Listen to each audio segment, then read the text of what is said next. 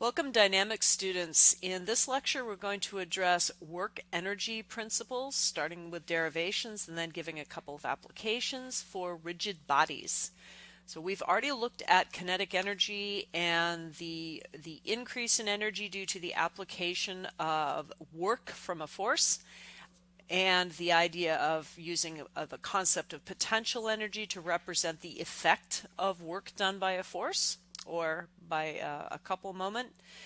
We've looked at that in terms of forces acting or forces acting at a distance to increase kinetic energy or potential energy of a particle. So we've only had a single point that we've been dealing with its own mass and velocity.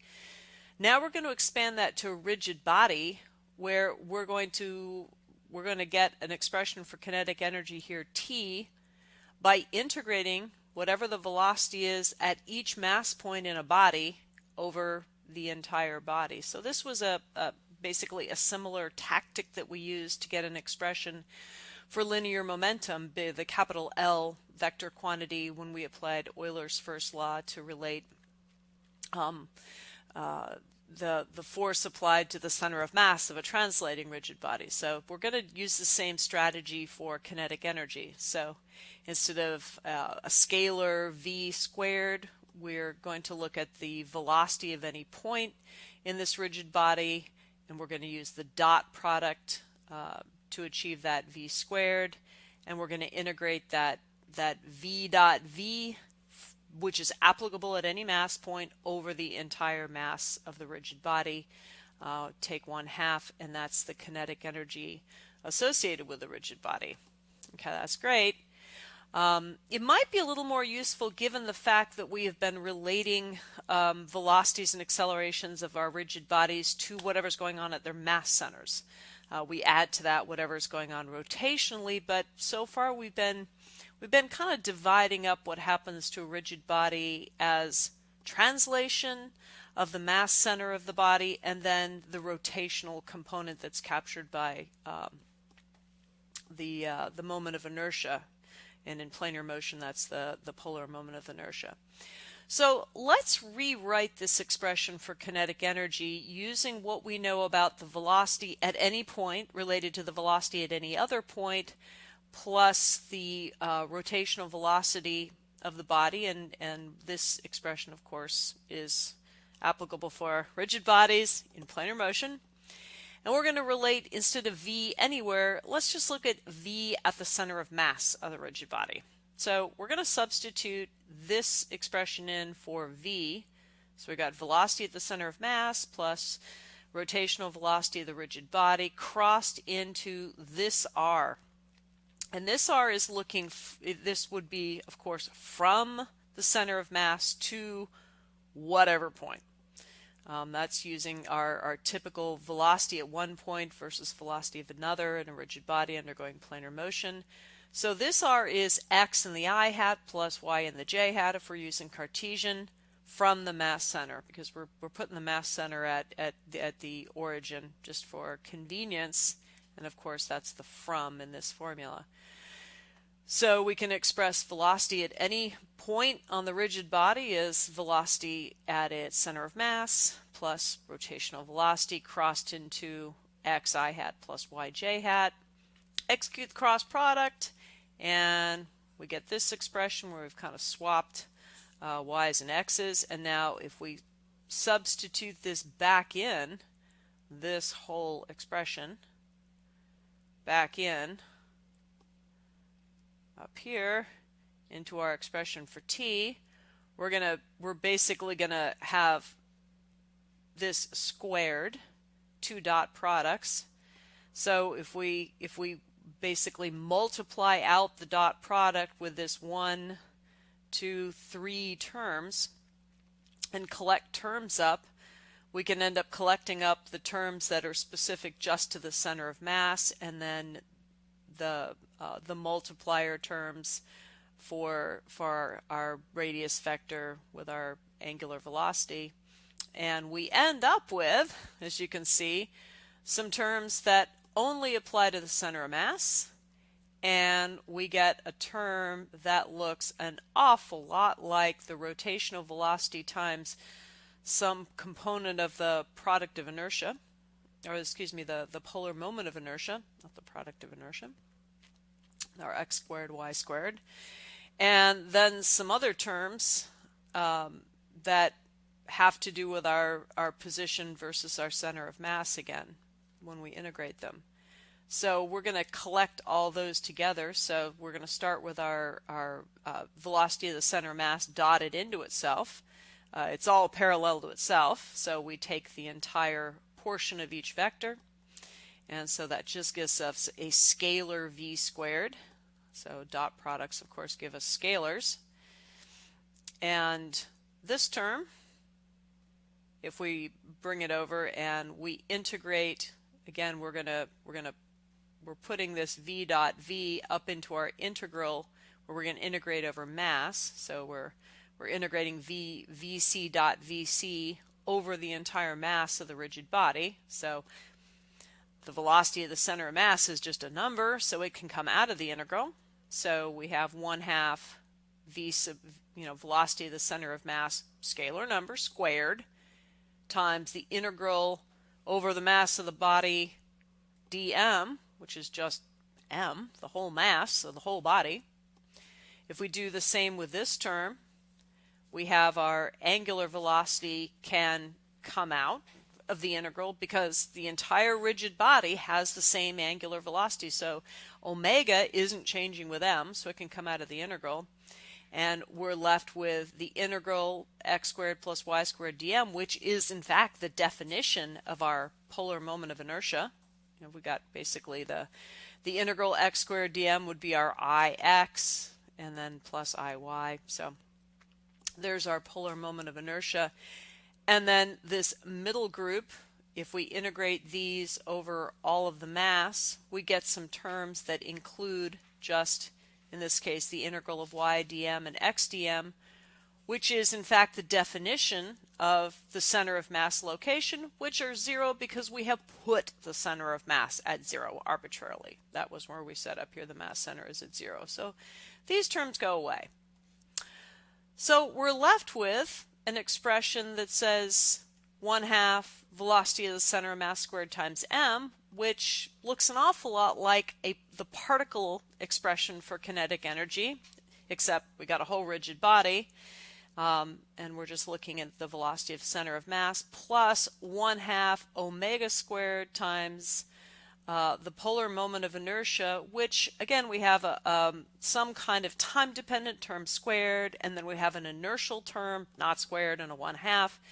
So these two look pretty similar, and in fact this second term here is the rotational analog to the first. So this is the rotational kinetic energy. Instead of an m, we have the polar moment of inertia. Instead of a v, we have the angular velocity of the rigid body. We've got a 1/2 up front. And then the first term represents the translational. So if a body is moving in a straight line and rotating around its center of mass, we can take those two components of kinetic energy apart and show how much of the body's total kinetic energy is being contributed by its rotation versus its translation, which is really convenient. So what if we have something that's rolling? We've got two ways we can express a rolling body's total kinetic energy. We can directly invoke the formula we just created, and we can say, all right, here's my rolling center. Say the rolling center was the center of mass, which it quite often is for symmetric bodies. So I could find the velocity of that mass center, which is the rolling center, relate it to my angular velocity, and basically my angular velocity times my radius, square that, multiply by the mass, and then I could, depending on the shape of the body, if it's a ring or a cylinder or a sphere, I could find a moment of inertia about the center. I've got the angular velocity squared times 1/2, so I could apply this formula. Or I could do a variant, which ends up being the same thing, I could look down at the base and say, hey, this point right here at any instant has no velocity. It's our point of instantaneous zero velocity, which is that point of contact of the rolling body. Okay, so I can write an expression for my total kinetic energy using that point as my base point. And so instead of taking the velocity, the translational velocity around the center of mass, I'm going to stick in this point of instantaneous zero velocity. And then instead of using the moment of inertia about the center of mass, I'm going to use the moment of inertia about the same point. So we've got to use the same point if we're looking at something other than the center of mass. We have to use that same reference point for our translational and rotational. Okay. So as it turns out, point of instantaneous zero velocity has zero velocity. So we basically eliminate the translational component and end up expressing our total kinetic energy of this rolling rigid body in terms of rotation. But it's not the rotation about the center of mass. It's rotation about this lower point, this point of instantaneous zero velocity, which is going to be much bigger. How much bigger? Hey, let's use the parallel axis theorem to figure that out. So we can say that the moment of inertia about this point of instantaneous zero velocity is the moment of inertia about the center of mass plus the total mass of the body times the distance between that center of mass and this point of instantaneous zero velocity we're considering. This is point D. If this were a cylinder, this would be the radius of the cylinder. So we have IZC plus D squared M. We can root this back, and if we put this expression back in here, we would, and did some algebra, we could separate out a component that basically represented the translational kinetic energy based on the center of mass. So we can go from this expression to this expression and then back using the parallel axis theorem. So they're equivalent. But there's times when it's more convenient to just include, to write the kinetic energy of something rolling as a single rotational term about that point of instantaneous zero velocity 1 radius vector. If you know the rotational velocity of the body, it can be more convenient, but it's not, it is equivalent. You can always break it up and write it about the center of mass, translational, and then the rotational kinetic energy about using the moment of inertia about the center of mass. Okay, let's talk power. What happens if we take the time derivative of kinetic energy? We're going to get something with power units, joules per units per second, watts, some kind of energy unit per unit time. So if we want to take our combo translational and rotational kinetic energy expression and get the equivalent power, if that kinetic energy is changing, we just take the first time derivative. So we're gonna rewrite our expressions for translational rotational kinetic energy back in our vector components, because that's going to make it easier to take the time derivative. So we're going to have basically the time derivative of a product plus the time derivative of another product. Things that aren't going to change with time. Mass is not going to change with time. Moment of inertia is not going to change with time. And our k hat and then our I hat, j hat, or whatever coordinate system, if it's in our inertial reference frame, our unit vectors aren't going to change. So the magnitude of velocity is going to change, and the magnitude of our angular velocity might change with time.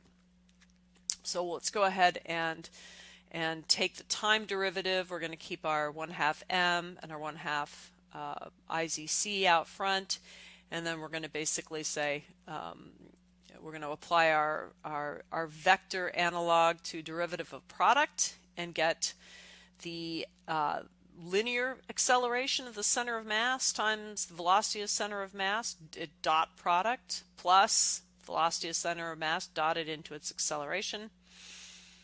And then we're going to have the same analog for our rotational velocity and rotational acceleration alpha. And again, both of them dotted and then adding them up. Remember, we had a 1/2 out front. We have effectively 2 times acceleration dot velocity. So times 1/2, that just gives us 1 of each. And we have the mass multiplier. So our first set of terms, our translational terms here, give us mass times acceleration of the center of mass of our rigid body dotted into the velocity of the center of mass. And then we have our moment of inertia times rotational acceleration in its vector direction dotted into the angular velocity in its vector direction, which is the same. They're both in the k-hat because it's planar motion. MA is going to be equal to the sum or resultant applied force. So MA mass times the acceleration of the center of mass is going to be equal by Newton's second law to the resultant force, and the moment of inertia times the rotational acceleration by Newton's second law again applied to rigid bodies that can rotate. Euler's laws, we get the sum of the moments. So our change in kinetic energy per unit time, so the rate of change of kinetic energy is going to equal our resultant force dot the velocity of our center of mass plus the sum of the moments, whatever that resultant total moment is, dotted into our angular velocity as a vector quantity. So in this sense, we can look at these two as the rate of work. So we can say the force applied at a velocity applied in the direction of movement of the center of mass is the work done by that force resultant on the mass center. And we can look at the work done by the sum of the moments, the resultant moment, in the direction of basically increasing or decreasing the rotational velocity is the work done.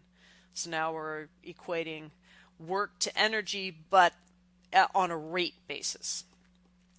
Okay. It's great if we can see our force resultant, where it's applied, and see exactly how it's changing our velocity of the center of mass. Our vectors are lined up, getting components of an applied force that's going through the center of mass, relating those. A lot of times it's much easier, though, to look at the force based on the point where it's actually applied. We may have a big rigid body and we could be applying all kinds of forces, and we might want to look at this F dot V or M dot omega based on where the forces are applied, especially because a force applied at a distance from the center of mass could be a part of a moment. It could contribute to a moment as well as to a translational movement.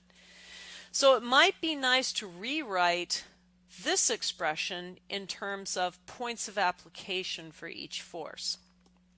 So we can do that with a little vector algebra and rearranging. So if we take our force resultant and we break it up into individual forces, and we take our M sub r moment resultant and say, well, that's the result of this one force acting at this radius and this force acting at this radius and a couple of moments. And it might look like this on a rigid body. We've got a big rigid body, and here's its mass center right here in the middle. We got our couple of couples with the double arrowhead demarcation, and we've got F2 acting at this point with this radius from the center of mass. We have F1 acting at this point. It's all a rigid body, so it's going to translate and rotate under the influence of these forces and moments.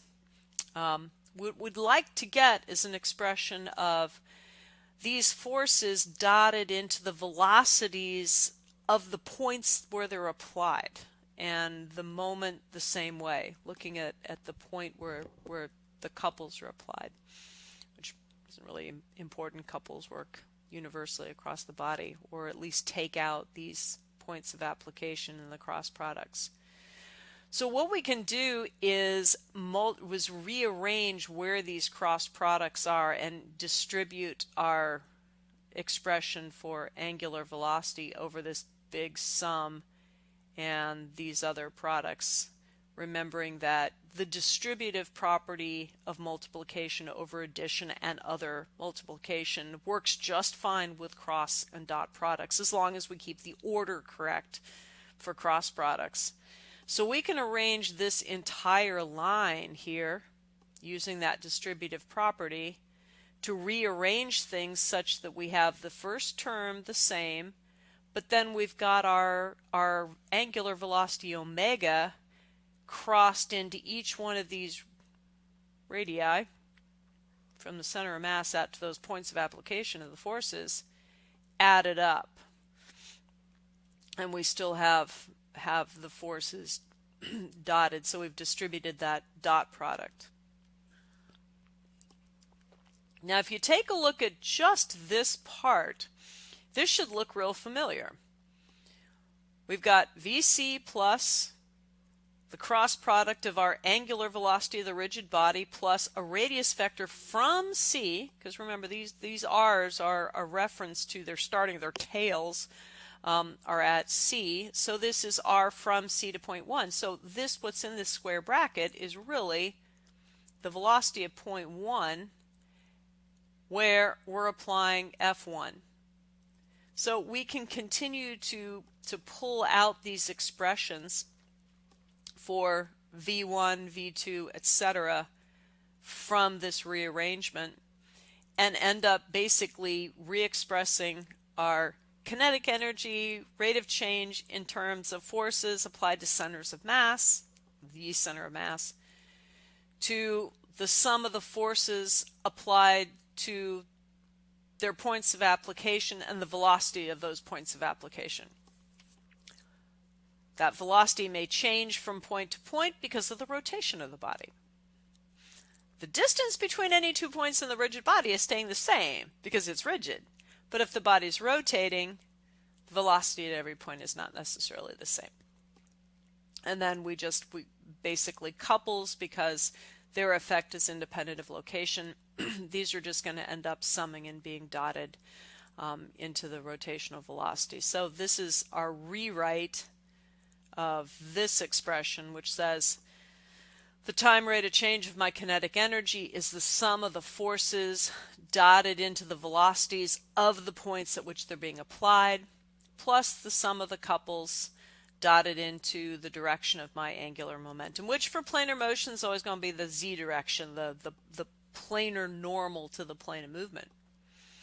So if we look at F dot V, F dot X, distance through which force is applied, we learned from physics that's equal to work done, or just taking the first time derivative. So this is another way of saying the rate of work done by a force or a moment is power, which is the time rate of change of kinetic energy of our rigid body moving around. And if we want to back that out, say we had some expressions for these things and we wanted to know, say, a before and after state of kinetic energy, how did it change? All we have to do is take the time integral. So we've got our power expression. We integrate with respect to time, 2 different times, so that will be equivalent to the after minus before kinetic energy states, which, if we look at our kinetic energy with this expression, is basically going to be giving us our before and after velocities, because nothing else in here is changing. So this is a nice way of looking at our kinetic energy state as a state function. We can look at all the stuff that's happening with work being done by all these forces and whatnot, and if we integrate over time, over the time of their action, we're going to get a state jump from one state to another of more or less kinetic energy. So this part, when we look at work being done, it's kind of path dependent there, but it will result in a net state of energy change.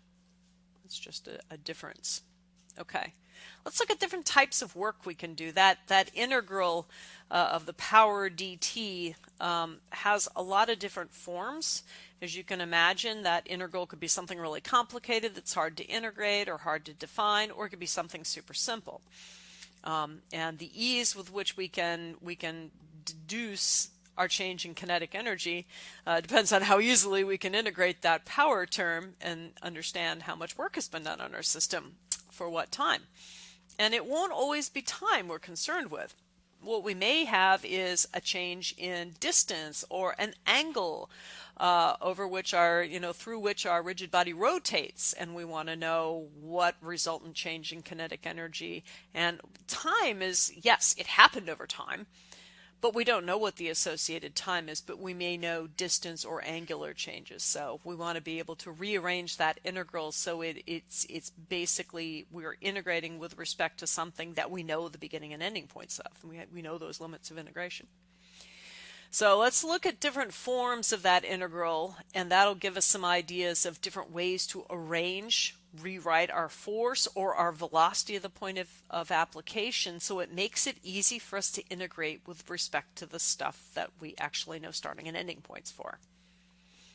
Easiest one, constant force. When would we use this? Gravity.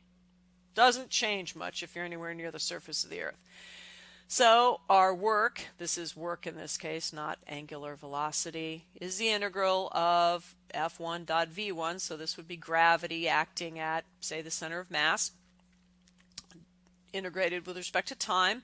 Since F is constant, we can take it out of the integral, and we're just integrating the velocity of whatever point of interest. And again, if it's gravity, we're automatically going to be acting on the center of mass. dt. Gravity is not the only force that is constant with time over most of what we're looking at. A lot of things are constant, but if you know that force is not changing with time, you can just take it out of the integral and it's a multiplier. And so now you only have to worry about your velocity expression. If you got a force that's acting at a single point, that's another way to make things easy. Again, in this case, even if the force is changing with time, we would keep it inside the integral, and we'd hope we have a function for it. But if it's acting at a single point, v1, we can rewrite v1 as a change of position with respect to time, as some kind of radius vector, and then basically kind of use a chain rule, and we eliminate the time dependence.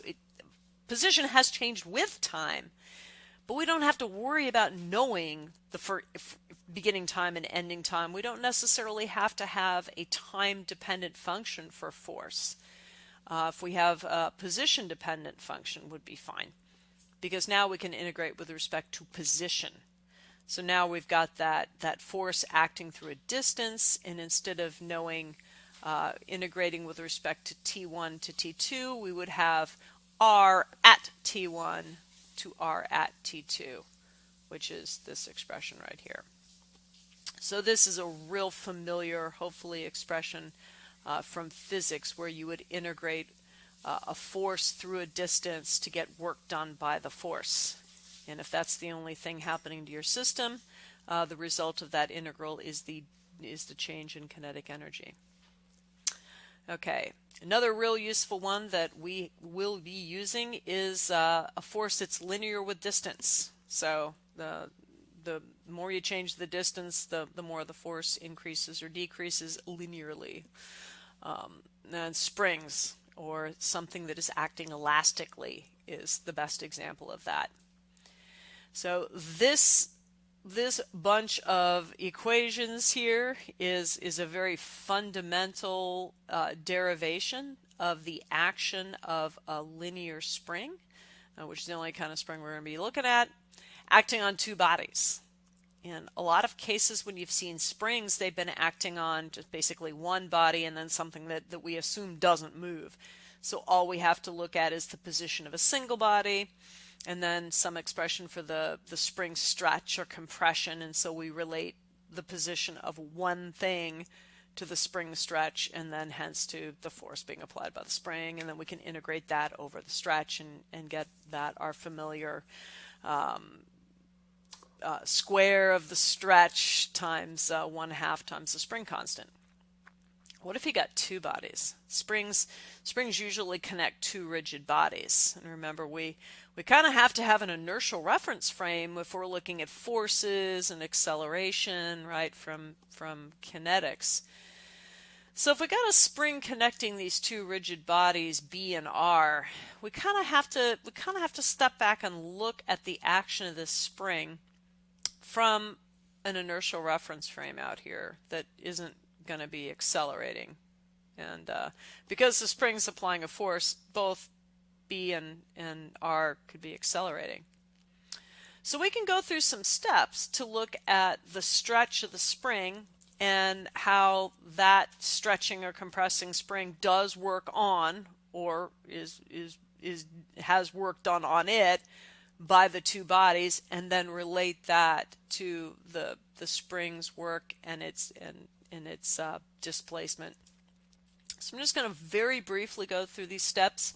You will not use generally these steps in many of your exercises in this class, but just know that this is necessary in order to relate the work done by the spring on two different bodies if we have to view them from outside in another reference frame. It is the work of the spring done on the system. So there's a step through real quick. So we're going to use delta as our delta Greek letter as the stretch of the spring. We got a little unit vector indicating the direction the spring's lined up, which is going to be the direction of the applied force from the spring, which is going to be equal to negative kx, where x is going to be that stretch. We can say that originally the length is between these two connection points is L in the u hat direction, unstretched length. So if we're going to look at the work of the spring on body B, we can use our force dotted into a velocity integrated over time that we just derived to look at the spring. The spring's hooked to point P, say it's connected there, so we're going to look at the force of the spring, which is spring constant times the stretch in the direction the spring's oriented, dotted into VP. That's the work of the spring on B. Okay, cool. Now let's relate this VP to something going on with our inertial reference frame out here at O. So we'll say, okay, let's look at position of P at any time versus O here, ROP, and we're going to do the same thing. We're going to step back. Instead of looking at P and V just relative to each other, let's look at them relative to our inertial reference frame. And we can relate one to the other through O using our expression, just using vector algebra. So we can say ROP equals ROQ plus an expression for a vector that leads us from Q to P, which, hey, just so happens to be oriented along the unit vector direction of the spring, a distance equal to the length of the spring, which includes its unstretched length plus the stretch. How convenient.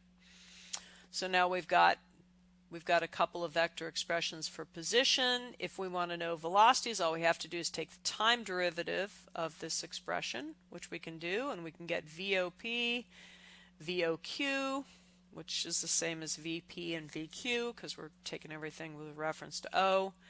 Now we've got the time derivative of this product. So we can take the time derivative of what's in parentheses. LU is the unstretched length, so it's a constant, so we just end up with that stretch. So the stretch rate oriented in the direction of the spring plus the stretched length times the change of direction of the spring. So if the body's rotating, the direction the spring's lining up may change. The spring's orientation may change. So we put that all together, and remember this whole expression is an expression for VP, which we had up here. So if we take this whole thing and then dot it into that, or showing that down here. So this is the longer way of writing the work of the spring on B. Here's our force of the spring, and here's the velocity of the attachment point on B in terms of Q, and the rate of stretch of the spring, and the rate of change of the direction the spring's aligned in with respect to our reference frame. Oof, mouthful. Let's rearrange that.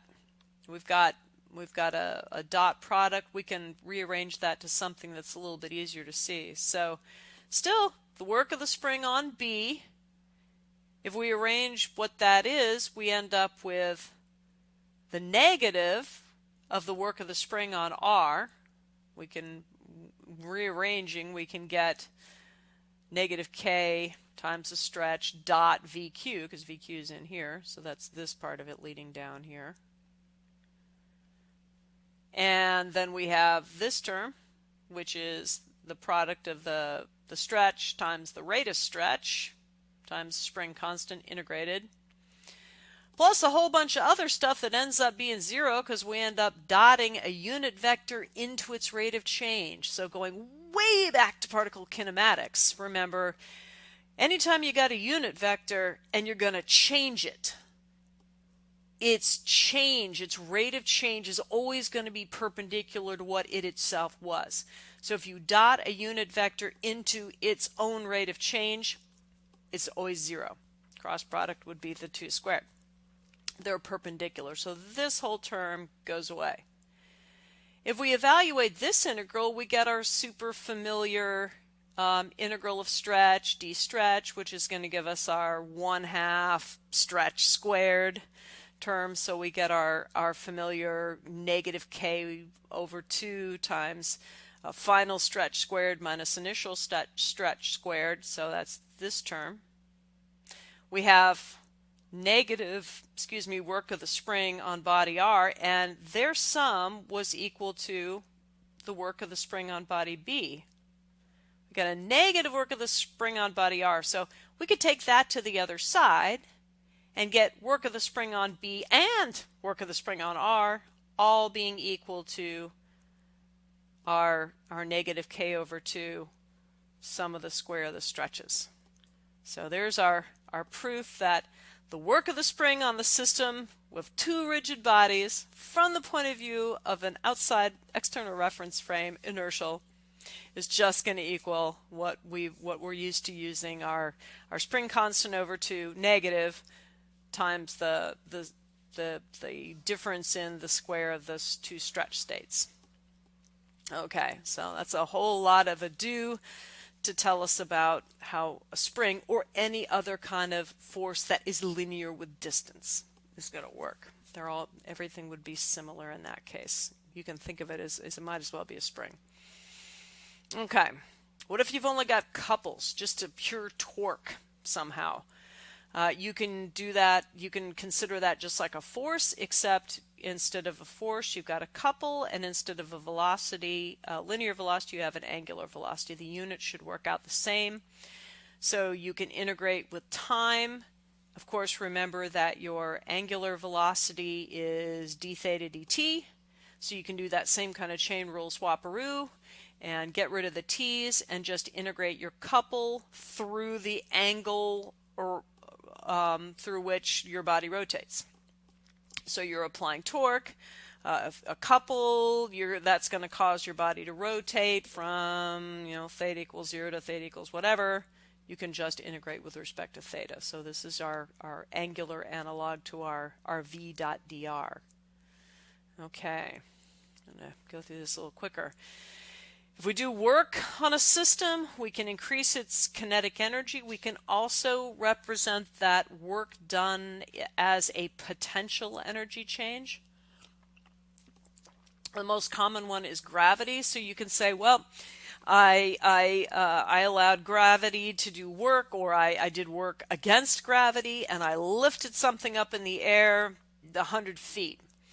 I could say, well, I did work against a gravitational force for 100 feet, or I could say I increased my gravitational potential energy by my weight times 100 feet. So work done by can also be represented as potential energy, which can then be equated to a change in kinetic energy. So you can say our change in potential energy, work equals initial state minus final state, which is the same as final state minus initial state for kinetic energy. The only trick there is the signs. Basically, this is just another way of saying work energy is conserved if we don't have any non-conservative forces acting. So equating potential and kinetic energy final, their sum is equal to potential and kinetic energy initial. So total mechanical energy of the system is conserved. So that's something else nice. And this is provided we have conservative forces. We're not losing energy to friction or thermal energy, any kind of losses like that. We have a non-path dependent situation. So if we know our final and ending state, we can get everything we need to know. We don't have to be able to integrate along a given path. Conservative forces, frictionless springs, gravity, presuming we don't have any friction, non-conservative forces, anything with friction. So in the real world, everything has friction, but under certain circumstances, that friction can be considered negligible compared to the work done by everything else. So something important to remember. If you are told a system has friction in it, you need to figure out how much work the friction's doing, and that's going to get subtracted out from this tally. And it's fairly easy to quantify if you know that if you can represent friction as a force doing work, but at that point, remember, you're going to have to know its path to know how much work it does. So we're back to a path-dependent state. It's kind of a pain. That's okay. We can integrate along a path. Okay, let's look at a couple of real quick examples. So starting with our kinetic versus potential energy, we've got a rolling cylinder. It's rolling along. We want to know what its kinetic energy is. We have a mass, and we have a radius of gyration. Very convenient, because our polar moment of inertia is the radius of gyration squared times the mass. So who knows how the mass is distributed in this dang thing? It could be uniform, it could be some ring out here, whatever. But we know the radius of gyration, so we can immediately get the polar moment of inertia. And we know that because we're rolling, the velocity of the center of mass is just our radius times our angular velocity. So we can apply our total system kinetic energy as translational plus rotational. So we can write this in terms of mass, angular velocity, radius, and radius of gyration. And so depending on how those change, we can get an immediate change in our total kinetic energy. So assuming maybe a given motion, angular velocity, we could maybe look if we wanted to have the same kinetic energy, how would we have to swap these two to stay the same or whatever. So this is a neat term that could be used for system design. Okay, let's look at a last but not least a little practical example. We've got a force applied out here at the outer circumference of a rolling wheel at point P, and it's kind of pushing this cylinder along, and it rolls and rolls and rolls, and at some point that center of rotation, which is also the center of mass, has moved 5 feet. The force was 52 pounds. It's being applied through a certain angle, and somebody wants to know how much work did it do, and what's the velocity of the center of mass as a result of all that work. So force is doing work, kinetic energy of the cylinder is changing. How much did it change? We can look at the time rate of change of our kinetic energy as F dot Vp. And here's where being able to look at that point of application is important because the line of the force doesn't necessarily go through the center of mass. So we can just look at VP here, tangent to the cylinder, and then integrate with respect to time, or hopefully theta with angle, because that will be related to our 5 feet. So one easy way of breaking this up, looking at our, what is the velocity, of point P here, tangent to the cylinder, is to go back to our instantaneous center of instantaneous zero velocity and say, okay, well, I know velocity is 0 here at any instant. I could express the velocity of my point of interest by the rotational velocity of the wheel times this radius from I to P, which I can get because I know the point of application here at 45 degrees, and I know the radius of the wheel. So I can make a vector I to P in terms of the geometry of my system. That's 0. And so now here I've got my VP vector once I do some little cross product there, and it will contain the angular velocity within it. I can write my force in terms of I hat and j hat components. So now I'm ready to do my dot product. I can dot my VP and my F together, and I end up getting, of course, a scalar of my rotational velocity, angular velocity times 35 foot-pounds. So now I'm going to integrate that with time. But I have no idea what time anything happens, but I know where it happens, and I know that I can relate this 5 feet to a total degrees through which this wheel is rotated, because I have its radius. So I'm going to do my kind of chain rule switcheroo, and instead of having a d theta dt times dt, I'm just going to go to d theta. So I have 35 foot-pounds, d theta integrated from theta at 0, which I'll call 0, to theta at the time corresponding to whenever the center of mass has gone 5 feet. So I can get that by just dividing 5 feet by the radius. That gives me the total angle through which this is rotated. It's going to be several revolutions. It's going to be probably a whole bunch of 2 pi's in there, likely. 10 radians, so 2 pi will go in there at least once, 1.5 times. So I perform that integral, and I end up getting a work of 340 foot-pounds.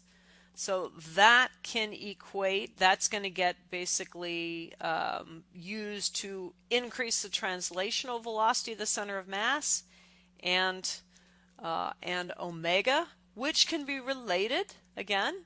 V sub c is omega times r, so I can write a total expression for my kinetic energy of my wheel as just 1/2 times the mass of the wheel times Vc squared, which is omega r parentheses squared, plus the rotational component, which is the polar moment of inertia around the center of mass times omega squared 1/2.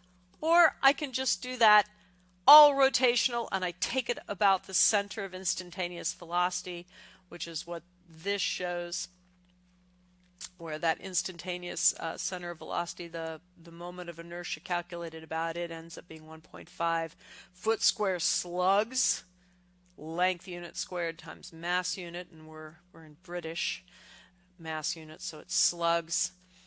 1/2 omega squared times that gives us an omega. Again, T is 340 foot-pounds. We started at rest, so delta T is equal to T final. We get an omega, we multiply it by the radius, and we get a VC of 10.6 feet per second. Again, we didn't have to divvy that work up over over a kinetic energy calculated from that instantaneous center of velocity. We could have separated it into center of mass, translational, and rotational. It's the same thing. So basically we used our dot product, we used our instantaneous center of velocity to get a nice easy expression for what is the velocity somewhere out on that rim of that rolling wheel. And after that it was just calculate a dot product and then convert our time integral to a theta integral and know how many radians our 5 feet of center of mass movement was. So that's very typical of a lot of the problems that we'll have when we use work energy to calculate usually a starting and ending velocity or a total amount of work done. Big advantages of work energy considerations over kinematics and force application is, again, if we don't have friction, our starting and ending points are path independent. So if we've got some kind of force expression that's time dependent, that's difficult to integrate, if we can convert that integral into something that extends through an angle or over a distance on which that force is applied, then all we need to know is the starting and ending state. And so that's one of the biggest applications of work energy versus our kinematics, kinetics consideration. Should give you the same answer either way, but work energy quite often is the much easier way to do it.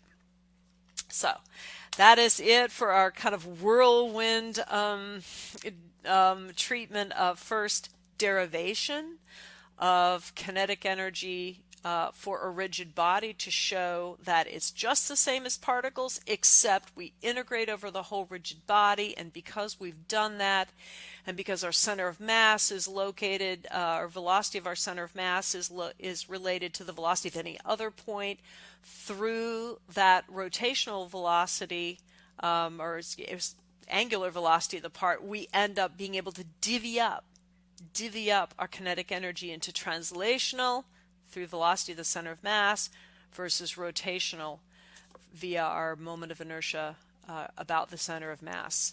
We looked at how work can be done by a couple moment or by an applied force, and it can act, we can have a rate of work done, we can figure out the total amount of work and hence kinetic energy change by integrating with time.